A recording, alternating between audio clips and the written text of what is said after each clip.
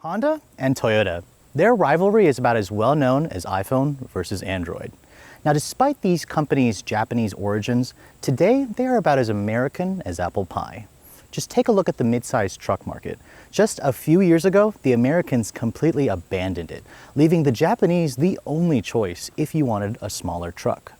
Now, with GM pumping some much-needed life just a couple years ago with the new Colorado and Canyon, these two trucks that I have behind me represents a response to those all-new trucks. On my right, the all-new third-generation Toyota Tacoma, while on my left, the completely redesigned 2017 Honda Ridgeline, now back after a 2-year hiatus.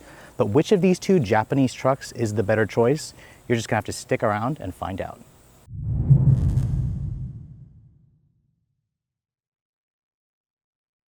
So let me start off by saying, what is the definition of a truck? Well, according to Webster's dictionary, the actual meaning of a pickup truck is any type of utility vehicle with an enclosed cab and an open bed. So if you look at both of these vehicles, they do fit that definition. Both of them are crew cab configurations, both have a 5-foot bed. Now, I want to talk really quickly first about the all-new Tacoma, because this is the best-selling mid-size truck on the market. It has probably the most loyal buyers, it's one of the most reliable trucks, and it has the best resale value in the class. Now, this third generation, you can see, was all new for 2016. It took a lot of styling elements from the refreshed 2014 Toyota 4Runner. You can see the headlights pretty much mimic it. It's got this new LED accent light pipe here with a projector halogen. The grille is the typical Toyota truck grille. It's a little bit bolder this year. You can get a different finish based on whatever trim level you get. My particular one here is the limited model in this rather pretty looking Barcelona red metallic color. Now, the one thing about the Tacoma that I'm noticing is it looks like a traditional truck. It sits up pretty high. Toyota actually made the grille and the hood a little bit taller this year to kind of give you the impression that you're driving a bigger truck than what it actually is. Now, in comparison to the all-new Ridgeline behind me, this has been a really controversial truck ever since Honda introduced the first generation back in '06. And you can see now that the vehicle is back, and it has a much more conventional look, especially when you look at the bed area. Now at the front, you guys pretty much will recognize this from the all-new Pilot, save for a couple of new elements here. It's got a different grille, a different bumper. This top-of-the-line black edition that I'm showing you has the standard LED headlights. That's an industry exclusive feature with an LED running light, along with this special black edition model that gives you a couple of different finishes here and there. I mean, overall, the Ridgeline kind of looks a little bit like a crossover to me, especially at the front. It's much lower than the Tacoma. It has far less ground clearance. In fact, Honda says this truck has probably right around 8 inches of ground clearance. Compare that to the 9.5 that the Ridgeline gives you. And this is probably one of the reasons why a lot of you don't consider this to be a real truck. But overall, in terms of the design, it's really, up in the air. I prefer the more traditional looks of the Tacoma, but some of you may like the kind of new styling of the Ridgeline instead. Now, when we're talking about pickup trucks, a lot of you are always wondering what's going on underneath the hood. Now, you'd be surprised to know that both of these trucks are actually pretty similar. They both have 3.5 liter V6 engines. Now, let's start with the Ridgeline first, because you're going to notice one huge thing. The engine is mounted transversely. That's because this is a unibody front drive biased truck. And it's like that because it's based on the all-new Pilot. This is the same powertrain that I showed you guys in that 2016 Pilot. It's the company's Earth Dreams direct injection iVTEC single overhead cam V6, and it makes 30 more horsepower versus the previous Ridgeline. It's now pushing out 280 horsepower and 262 pound-feet of torque. Now, all that power goes to either the front wheels, which is a segment, the first truck of its kind to have front-wheel drive, or the Honda's variable torque management for all-wheel drive system without a low range. Now, fuel economy is actually the best in the class for the V6 powered competitors. It's rated at 18 in the city, 25 on the highway, on regular gas. If you guys go for the front drive model, you get 1 mpg better across the board. Now, it all goes through a 6-speed automatic. The Pilot's 9-speed automatic is not available. I imagine Honda did that for capability purposes or durability. This truck will tow 5,000 pounds max, and it has a payload of just over 1,500 pounds. Now, coming over to the Tacoma here, we also have a new V6 this year. The old 4-liter V6 from the previous generation has been replaced with a smaller 3.5-liter V6. It has Toyota's direct and port injection system. That's what D4S stands for. It also runs on the Atkinson cycle for efficiency purposes as opposed to the Otto cycle. Now, horsepower is up significantly versus the old Tacoma, about 42 more. It's now rated at 278, just a little bit below the Ridgeline, and it has a little more torque, 265 pound-feet of torque. Now, it also runs through a 6-speed automatic, but the Tacoma also offers a 6-speed manual transmission if you guys so desire, which is something that I personally would probably go for. Now, as equipped like this Tacoma will tow about 6,800 pounds. The payload capacity is surprisingly less than the Pilot at around 1,100 pounds. Now, fuel economy was greatly improved versus the previous Tacoma. This is now rated at 1823, which is just 2 miles per gallon lower than what the Ridgeline will do. Both trucks weigh about 4,500 pounds. Both trucks move out pretty nicely, but let's see which one actually sounds more truckish versus the other one.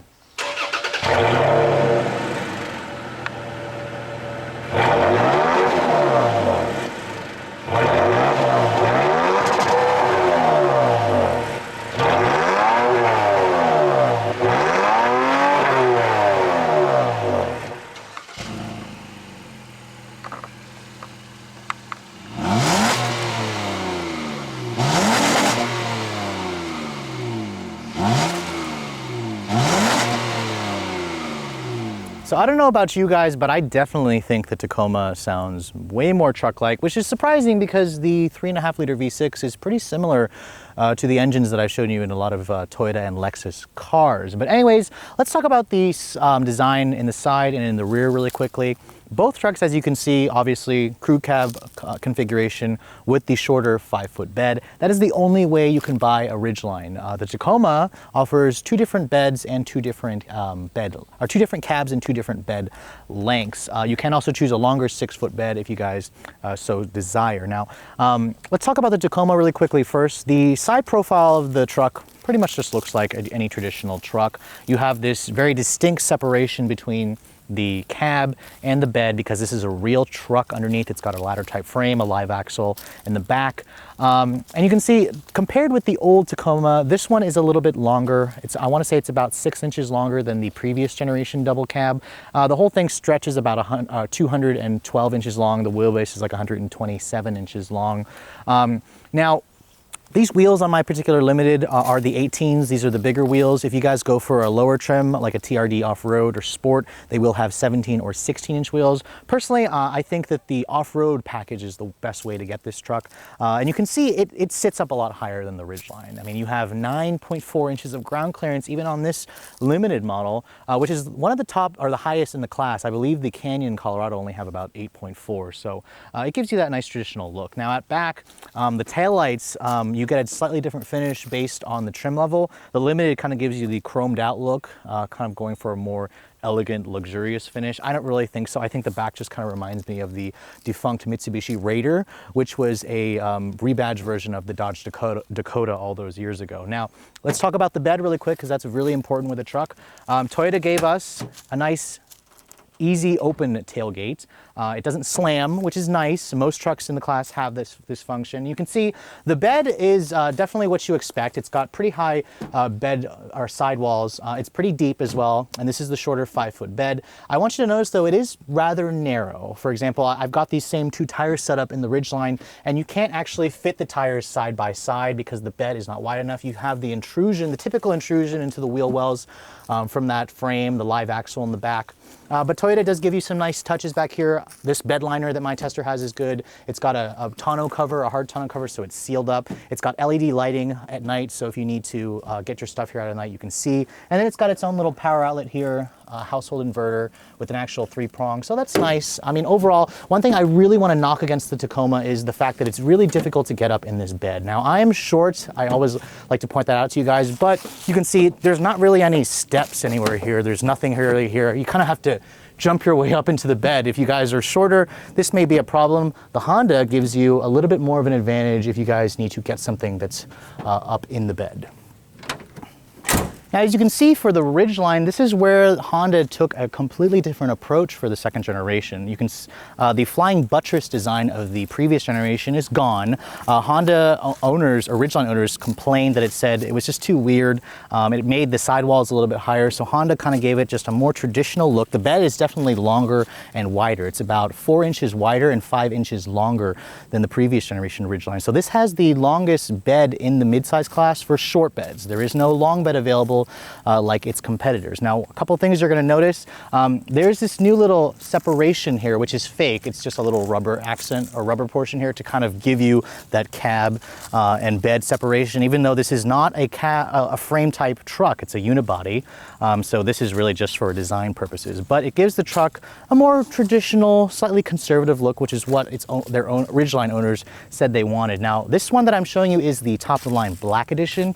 It gives you these 18-inch black finish wheels, which I'm not entirely sure I'm a fan of them. They kind of look like steelies from certain angles. I much prefer the finish that you get on the RTLE or the lower trim Ridgelines with the 18-inch wheel. I also think the tires could be more aggressive. They're 245 series rubbers. The Tacoma that I'm showing you has 265s. They should be 20 millimeters wider. And honestly, I think Honda should have raised the suspension. I mean, it's got about 8 inches of ground clearance and no skid plates underneath like a lot of its competitors. So you're not really going to be taking this truck through some serious off-road conditions. You're going to be dragging its belly around. But I will tell you this, I took an MDX out with a similar four-wheel drive system with their super handling all-wheel drive. It does relatively well. What this truck really needs just is some more ground clearance, to be honest. Now, coming out back, the taillights, it looks like a traditional truck. You have LED accented taillights for the actual brake light and the accent light for the headlights. The turn signal is not LED itself, but a lot of the magic from the previous generation Ridgeline is pretty much carried over. Now, one thing I want you to notice is the bed opens up in the traditional way, but it does slam. Honda is not able to give us the hydraulically assisted version because you can open the tailgate in 2 different ways. So if you guys need to, you can open it up like a door, and it actually opens up from the correct side if you guys have this vehicle parallel parked. Now, one thing you're going to notice immediately is just how much wider the bed is on the Ridgeline. I mean, it is a much wider vehicle than the Tacoma, and you can see I can put 2 tires side by side in the bed. Versus the Tacoma, it won't fit because you have the intrusion from the wheel wells, versus this truck, which doesn't have, or it has an independent suspension, it doesn't have a frame taking up room. And because it doesn't have a frame taking up room underneath, Honda gives you this neat little storage area here, which is around a little over 7 cubic feet of space. You can see I was able to put my huge camera equipment in it, and there's even a nice little drain plug right there, so you guys can use this as a cool box. It's a very nice feature to have. The spare tire also lives under there, so you will notice that if you guys need to actually get to the spare, you're gonna have to take all your crap out of the bed. But nevertheless, this is waterproof, it is lockable. It's a very nice feature to have. Another cool feature that Honda introduced on this Ridgeline is the fact that there are actually 6 speakers back here. There's an in-bed truck audio system. It only comes on the Black Edition and the RTLE. It pumps out through 540 watts of power through the inside system, and it sounds really good. It's the ultimate tailgating vehicle when you combine it with the in-bed storage area with the cooler function. I mean, you pretty much also get the same thing as the Tacoma with the lighting. You have LED cargo lights to help you see. And then the bed itself does not have a liner because it's made from a very strong dent and corrosion resistant composite polymer material, which basically all of them come like this. So Honda says that this is one of the most usable beds in the industry, and judging by how wide it is, I agree with them. However, you will notice that the bed sidewalls are not as high as some of the competitors. So looking at the inside of the Tacoma, you can see my tester is missing running boards, which I'm not sure if it could use it.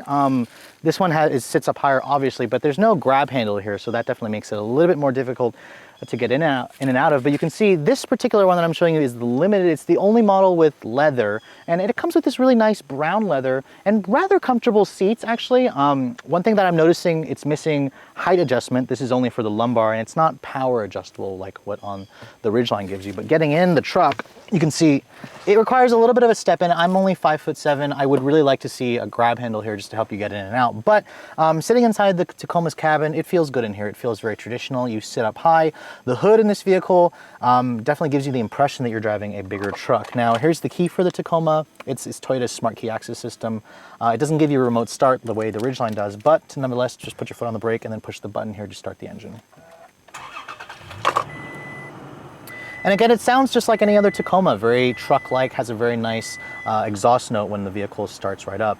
Now, looking at the interior here at a glance, in terms of spaciousness, it feels pretty much like the old Tacoma. The interior does feel a little bit claustrophobic. The GM twins that I've shown you, that I've sat in before, feel a little bit more roomy than this. But the steering wheel, it feels good. It has nice bolstering extensions. One thing I'm noticing, the telescopic function really just comes out like a half inch, if anything. It doesn't come out far enough, so I find myself moving the seat back farther, and I just couldn't get the best driving position, even though the seats are comfortable for me. So you really need to try out and make sure that you like it. One thing that Toyota got right, however, is the Entune infotainment system. It is much better than Honda's Honda Link system. You have a traditional volume knob and tuning knob. Honda, please just give back those knobs. At least Toyota is listening to that. Now, other than that, you have your usual sources here. Going to your apps here, you have navigation, audio, phone. This vehicle does have XM traffic and weather. And one thing that the Honda does give you is the Android Auto and Apple CarPlay, and a lot more luxury features. I mean, you're not gonna find LED headlights, there's no heated steering wheel, there's no power seat with memory here. But Toyota gives you most of the stuff that you want. There is a wireless charging port here, which Honda doesn't offer. And you have a traditional gear lever here with a backup camera that works pretty well. It doesn't have the trajectory marker lines, the active trajectory like the Honda gives you, but it's a decent quality. And overall, I think that the interior feels a little bit on the cramped side, but for those of you who prefer that feeling, you're gonna like this. When we get into the Ridgeline, I'll show you just how much more roomier the entire cabin feels. Now, the Tacoma's slightly more cramped interior will definitely be noted in the back seat. Now, this is rather competitive. I think it's fine for the class, but getting back here, there's still no assist step here and there's no handle here, but I want you to take note where my knees are. This is where I'd have the seat to drive. The floor is a little bit on the higher side and the truck feels rather narrow. I mean, 3 across in here wouldn't be as comfortable in the much wider body of the Ridgeline. In comparison to the Tacoma, the Ridgeline, because it's lower and it's a unitized body, it has a much easier step-in height. I mean, the vehicle sits a little bit higher than most traditional SUVs, but you can see it doesn't have any running boards because it doesn't really need it. There's no grab handles here, but it doesn't really need it. I can kind of easily just get myself into the truck, which is why I think this is honestly a better daily driver. It's just easier to live with. Now, looking at the cabin at a glance, first of all, it feels immediately a lot roomier. I mean, this cabin is a direct copy of the Pilot, which can be a good or a bad thing. A lot of you may think that it looks too similar versus a Pilot, but the Pilot has really good interior, plenty of storage in this thing, and it has a very car-like and a lot more luxurious interior. You can see I have full 10-way power driver seat, 4-way power passenger seat, 2-position memory seats on the doors, and lots of good materials. Soft touch door panel materials on the dash, on the lower door panels. I mean, everything in here feels like almost Acura-like, versus where the Tacoma definitely wouldn't fool you into thinking you were in a Lexus. So if this is what you like, the Ridgeline is definitely going to be more your taste. Now, push button start is actually standard on every Ridgeline, so all you have to do is keep the Honda key fob. It does have remote start, which is a nice feature to have. All you have to do is put your foot on the brake and then push the button here to fire up the engine. And you can hear it's super quiet. Honestly, it sounds just like an Accord when it starts up, which doesn't surprise me. This is an Accord engine. It's got that refined luxury quality that some of you may be looking for. Now, a couple things I'm noticing, that 8-inch Honda Link screen is in here, which I wasn't terribly happy about in the Pilot. It's missing a volume knob and a tuning knob, so I really wish Honda would give that to you, especially in a truck. I really think that it was a mistake for them to get rid of those knobs. The steering wheel, I kind of wish Honda gave it a more unique steering wheel for the Ridgeline. It's the same steering wheel you get on an Accord, honestly, and it looks out of place on the outside versus when you look at the outside of the truck. The gauges, they're pretty much identical, really clear, legible, nice little helper screen. Looking at the center console here, you have lots of storage here, this huge cubby here that will fit pretty much whatever you want. There's a lot more USB ports in here, heated steering wheel, heated seats, lots of buttons in here you're also noticing. This vehicle has Honda's full suite of driver assistance tech, their Honda sensing system, which only comes on the top trim like I'm showing you here. When you put the vehicle into reverse, it has a nice backup camera, it has trajectory, it has front and rear parking sensors, whereas the Tacoma only has rear parking sensors. And the seats, I find them to be a lot more comfortable along with the driving position. The seats have a lot more adjustability and the steering wheel has a lot more adjustability as well. So it helps, shorter or taller drivers find a lot better of a driving position when you are, piloting this truck. Now you're really going to notice how much more spacious the interior is of the Ridgeline when you look at the back seat. Now I will note that the door, I kind of wish it opened a little bit larger. It does make the opening a little bit small, but you can see here the back seat area is huge. I mean, this is with the seat all the way back. So if I wanted to move the seat up a little bit more where I'd have it to drive, you can see here, there's a lot more legroom in here. And you also notice my legs aren't up in the air because the floor is lower. You can thank that to the unitized construction. I mean, Honda is being smart here. They're utilizing the space savings and giving it to the interior volume with this chassis. And you're also gonna notice a couple other things. The bench itself, it's pretty comfortable. I really like the red stitching that you get with the black edition. That is exclusive to this model, along with the slightly red-black interior theme. You're also gonna find things like rear seat air vents, another power outlet back here. I mean, this is a really nice place to spend time back here. And because the truck is so much wider, you have all this space here to have 3 people sit across easily. So if you guys are planning to haul actually families in your truck, the Ridgeline is definitely the better choice. Now, most trucks allow you to reconfigure the seats to get into the back. The Tacoma has its own way of doing it. It's a little bit archaic. The Ridgeline actually took what Honda has in the Excellent Fit, their magic seat function, and all you have to do is pull this little handle here. The seat back itself kind of lifts up and it locks in place. And you can see the floor is incredibly flat. You can easily put a bike back here, whatever you need. And you even have a flat floor for the center, so that's why it makes it easier to have 3 across in this vehicle. And when you want to put it down, just kind of lift there and push it until it clicks. Super easy and super versatile. So to start out, I'm going to take the Tacoma out because, let's be honest, the Tacoma is basically the most well-known truck in the mid-size market. I mean, Toyota consistently sells 150,000 of these every year, and this is the one that has a lot of loyal buyers. I mean, I have very high expectations for the Tacoma, so let's take it out on the road and see if it lives up to all the hype this name is known for.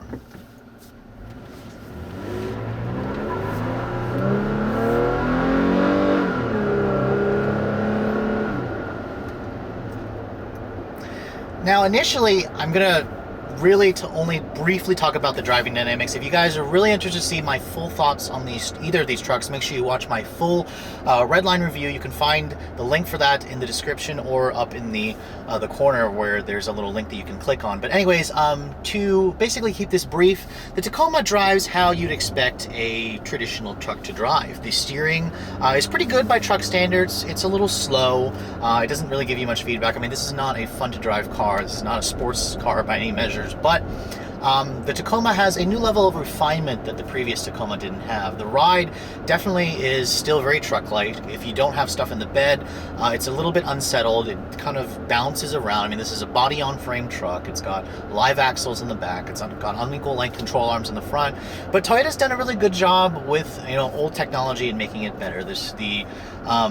The quietness in here is also rather impressive. This limited model that I'm driving does have an acoustically sound glass, and this new 3.5 liter V6, while it does have more horsepower, the same torque, is smoother and more refined versus the old 4 liter, but I just don't know if it's an improvement in acceleration. The truck just feels really sluggish off the line, and that's something that I really don't like, and something that I noticed the moment I first drove this truck.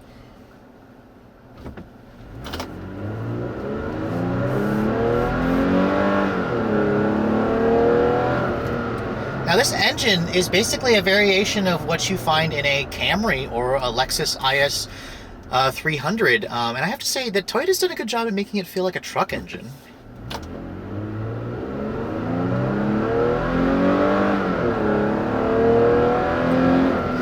This thing probably feels like it gets up to 60 in around 8 seconds. It has been criticized for being a little bit sluggish, which you do feel off the line. The transmission, this is a new 6-speed automatic, and it actually has been tuned a lot for efficiency. The truck really doesn't want to get out of its top gear, and the one thing I really don't like about the Tacoma's new powertrain is the fact that you have to rev it out hard for it to feel quick. And in a truck, you don't want to have to do that. You want it to have plenty of low-end power down low. That's what the old 4-liter V6 and 5-speed auto combo did for you. Now, I haven't driven this new Tacoma with the 6-speed manual that's also offered. I'll have to reserve my full judgment until I drive the 6-speed manual Tacoma, but I'm not really impressed with the way the Tacoma accelerates with this 5-speed or 6-speed automatic transmission. Now, regarding the visibility, it's a traditional truck. You sit up high. The hood is just incredibly broad. odd. I mean, it's a lot higher, and the vehicle feels like, or Toyota's giving you the impression that you're driving a bigger truck, which, I mean, is fine. It's, if you're a traditional truck buyer, you're really going to like this. But, you know, when it comes to corners, the Tacoma does fine, but you do feel a lot of body lean. The steering doesn't really talk to you, and it's a little bit of a car that you're going to want to slow down when you're going around corners, because it just doesn't really like it. However, when I took this thing into some off-road conditions, the Tacoma loves it. I mean, the suspension is a little bit bouncy, but it soaks up the bumps, and the truck sits up so high, you're not fearing of it scraping its belly. And when I had a bunch of stuff in the cab and in the bed, the Tacoma definitely handles it very well. The stiff truck suspension really copes with those loads very well. You don't really feel like the truck's breaking a sweat. I can't say the same thing about the Ridgeline, where its softer springs, its car-like underpinnings definitely make extra weight on the truck much more noticeable. Now, regarding the fuel economy of this Tacoma, in my week's worth of testing, I averaged about 16 miles to the gallon, which is basically what I expected. It's like 2 mpg lower than what the city actually rates it. That's because I constantly had to keep my foot into it for it to accelerate, and just the fact that this is still a truck, it's kind of a brick when it goes through the air. So the fuel economy isn't really the greatest, but it's about what I expected it to be. Now, I mean, all in all, I really do like the way the Tacoma drives, especially if you prefer something a little bit more old school. I think it'll really appeal, or Toyota's done a really good job at, you know, refining the chassis that they had. However, let's hop in the Ridgeline and see what kind of driving characteristic that Honda gives you in their version of a truck. So the Tacoma pretty much drove how I expected it to drive. It had that traditional truck feel. You sat up very high. So my expectations for the Ridgeline are pretty much open. Now, one thing about the Ridgeline that I'm immediately noticing is how much lower you do sit. Now, you do have that elevated seat height, but the hood's much lower. The view in here, the windshield is huge. I mean, this truck's cabin just feels incredibly airy and spacious. So if you guys prefer that, you're really gonna like the more car-like feel. I mean, the Ridgeline definitely has a huge car-like feel the moment you kind of set off in it. But let's take a look and see how it does actually out on the road.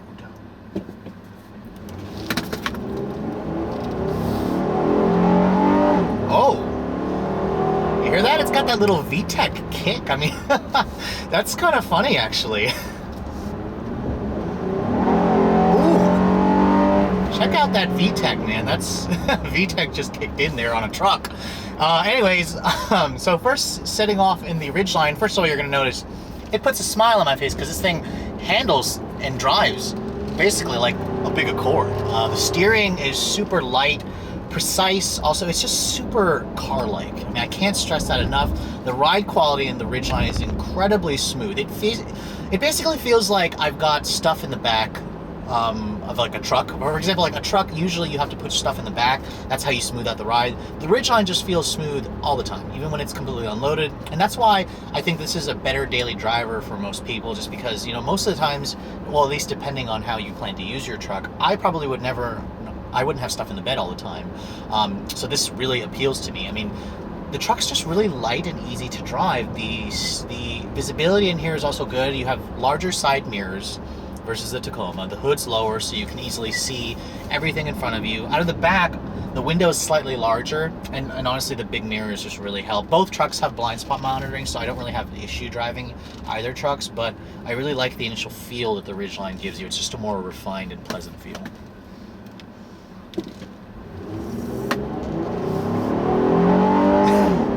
That VTEC kick, man, that is just hilarious. I think that's completely comical.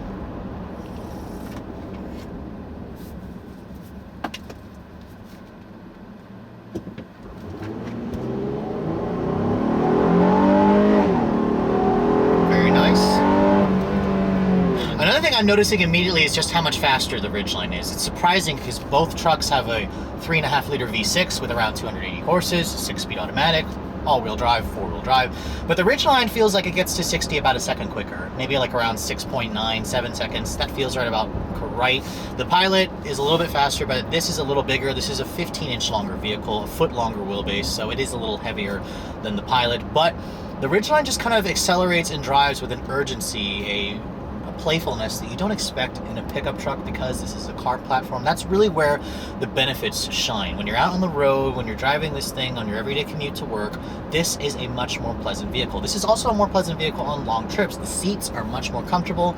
You have a better seating position, at least for me, so you need to try out both the trucks and figure out which one you like. But you know, you have a 10-way power seat, memory seats, a heated steering wheel, tri-zone automatic climate control. I mean, all the luxuries are in here that I wanted these midsize trucks to have. And Honda is the only one that really gives you everything. Toyota only gives you some of it. Even the GM twins, how new they are, they don't offer all the driver assistance tech that this Ridgeline does, which, let me talk about that really quick.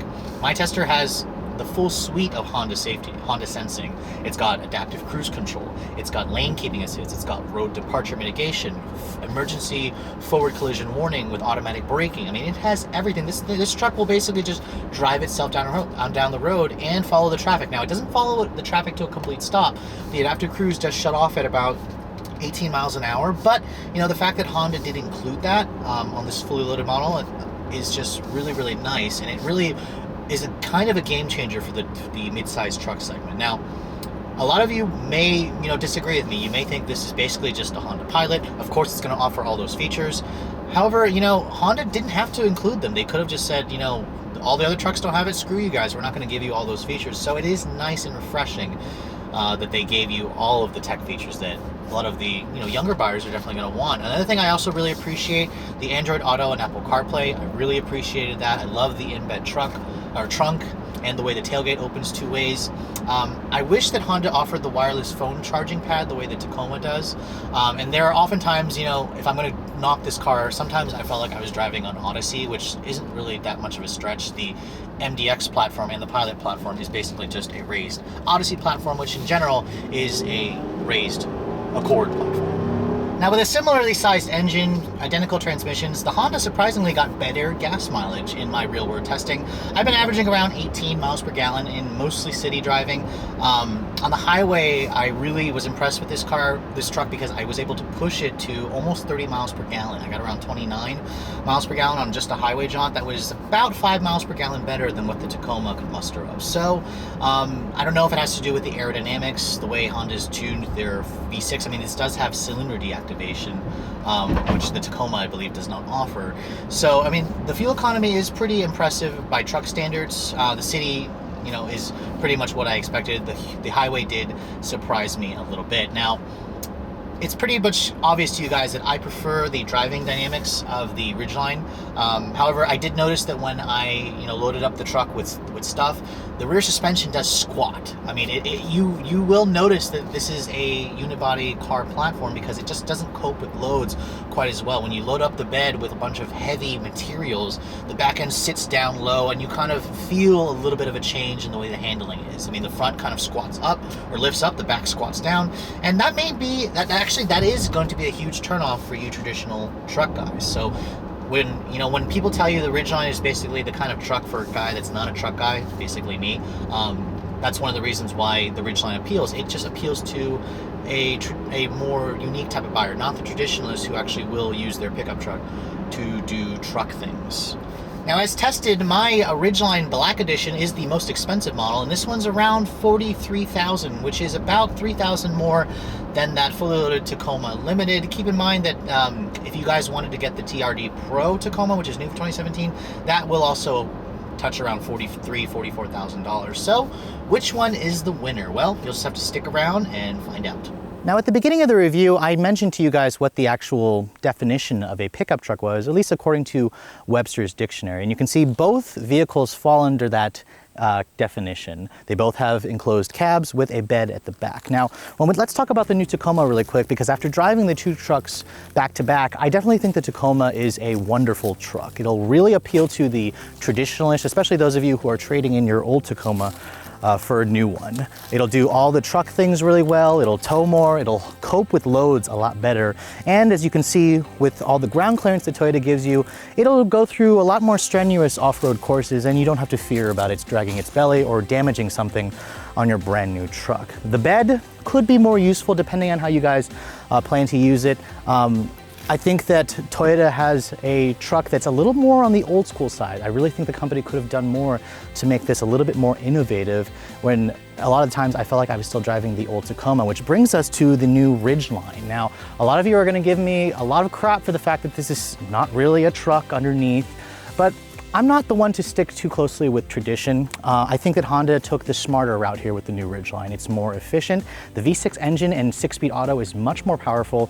The thing just feels a lot faster in day-to-day usage. And combine that with an interior that's way more roomy, more practical, a bed that is much wider and has a lot of features in it that I think a lot of mid-sized truck buyers are really going to appreciate. Sure, the Ridgeline is not perfect. I really think that Honda should have beefed up the suspension, made it sit up higher, put beefier tires on it, but that's something that I imagine a lot of owners could definitely do in their own time. Now, in conclusion, after driving both trucks back to back, I'm definitely going to end up picking the Ridgeline as my personal favorite. Honestly though, the review could have gone a different way if this Tacoma was the TRD off-road with the 6-speed manual, as that's something that would more likely to appeal to me. But overall, if you guys are in the market for a mid-sized truck like this, just make sure you take a really hard look at how you actually plan to use both of these trucks in a day-to-day basis. But anyways, if you guys are also looking to see the latest cars I'm testing, make sure you follow me on Instagram, like us on Facebook, and as always, keep subscribed to the Redline Reviews YouTube channel for all the latest reviews. Thanks so much for watching this Redline comparison test. I'll catch you all in the next video.